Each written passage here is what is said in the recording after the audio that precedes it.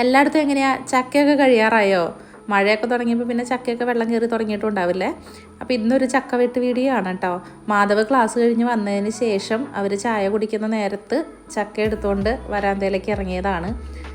അപ്പോൾ ചക്ക വെട്ടുന്ന വീഡിയോ കാണിക്കുന്നതിൻ്റെ ഉദ്ദേശം മാത്രമല്ല, ഈ ചക്ക വെട്ടുമ്പോൾ അതിൽ നമുക്ക് മെയിനായിട്ട് ഫേസ് ചെയ്യുന്നൊരു പ്രശ്നമാണല്ലേ വെളിങ്ങീൻ എന്നാണ് ഇവിടെ പറയുക. പിന്നെ ചക്കപ്പശയാണ് ഞാൻ ഉദ്ദേശിച്ചത് കേട്ടോ. ഞങ്ങളുടെ അവിടെയൊക്കെ വെളിങ്ങീൻ എന്ന് പറയും.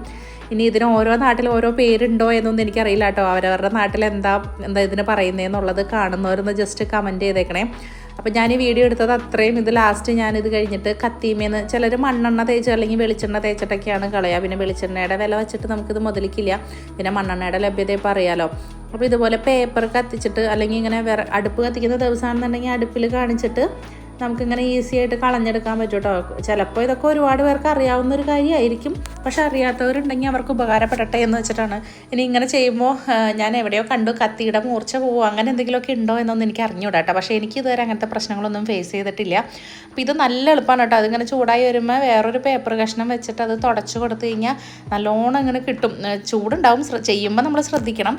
കാരണം നല്ലോണം ചൂടായിരിക്കുന്ന സമയത്താണല്ലോ നമ്മൾ തുടച്ചെടുക്കുക. അപ്പോൾ അതിനനുസരിച്ച് പേപ്പറിന് കട്ടി കൊടുത്തിട്ട് ഇങ്ങനെ ചെയ്തെടുക്കുകയാണെന്നുണ്ടെങ്കിൽ എളുപ്പത്തിൽ കത്തി ക്ലീൻ ആക്കാൻ പറ്റും കേട്ടോ. ഇല്ലെങ്കിൽ നമുക്കറിയാലോ ഈ ഒരു ബുദ്ധിമുട്ട് ഇങ്ങനെ ഒട്ടിപ്പിടിക്കലേ. ഇത്രേ ഉള്ളൂ കേട്ടോ. താങ്ക്